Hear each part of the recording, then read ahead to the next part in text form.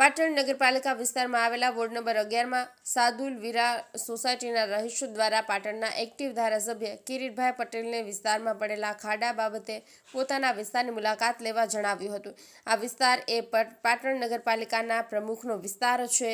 પાટણના એક્ટિવ ધારાસભ્ય કિરીટભાઈ પટેલ દ્વારા રાત્રે 9 વાગે સાદુલ વિલાસ સોસાયટીની આજુબાજુની સોસાયટીના રહીશોને એકત્ર કરી એક મીટિંગ કરવામાં આવી હતી. આ મીટિંગમાં લોકો દ્વારા આ વિસ્તારમાં ખૂબ મોટા અને સૌથી વધુ જાહેર રસ્તા ઉપર ખાડા પડ્યા છે.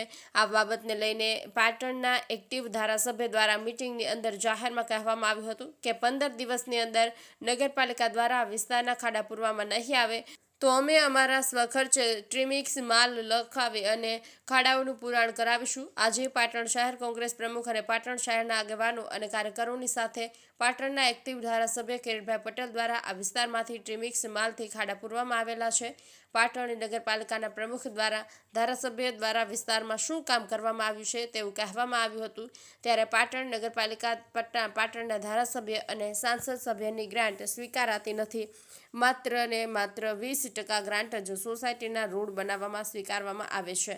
પાટણના એક્ટિવ ધારાસભ્યએ આજે જાહેરમાં કીધું, જો નગરપાલિકા અમારી ગ્રાન્ટ સ્વીકારવા તૈયાર હોય તો પ્રમુખ લેખિત અમને આપો. અમે આજે ને આજે પાટણના વિકાસ માટે જે ગ્રાન્ટ જોઈએ છે તે આપવા માટે તૈયાર છીએ.